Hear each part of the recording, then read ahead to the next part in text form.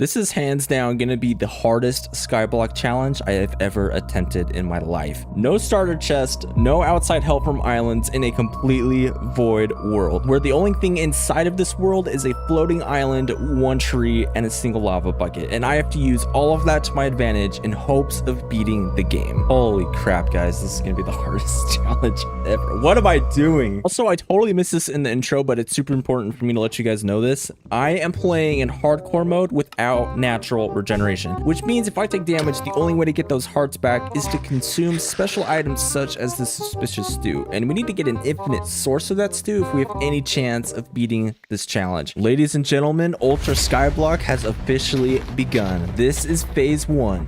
Project Regeneration. Now, the ingredients for the Regeneration suspicious stew is a red and brown mushroom mixed with an oxide daisy. The mushrooms you can only get from a wandering trader, and the oxide daisy you can only find in very specific parts of your world. And lucky for you, I got a plan for exactly how I'm gonna do that. The first thing is get myself this dang tree to grow. Yes, the tree grew. All right, kind of off topic, but if your guys' pet peeve is floating trees, get a look at this. Look at this. Now, the really beautiful thing about this tree is it has the possibility to give me saplings, because the only way I can get through this challenge is if I get wood, which means I need saplings. Guys, I got 4 stinking saplings. That is freaking awesome, man. That's like 4 trees. And you guys get to see firsthand those 4 trees turn into quite a few. I actually don't know how many trees it is, but I spent the next little while just planting a bunch of trees, expanding my platform, planting more trees, chopping all those trees down, and getting a lot of wood, because the next thing that I needed to do was get myself a grass block. And the only way that I knew how to do that was to get myself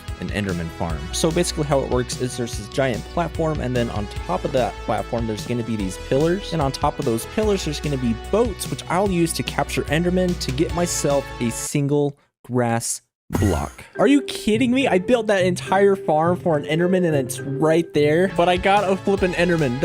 This is huge. I'm actually genuinely excited about this. Don't get me wrong, guys. This is so cool. We got so lucky. All right, Mr. Enderman, give me a grass block, please. Pick it up so that I can kill you, and that way I can get the grass block.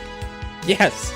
Yes. Get out of my life and give me your dang grass block. All right, I actually am waiting for a second Enderman to get a second grass block, and look at this. This is the farm working. It trapped the Enderman, it's raining, and it's not taking damage.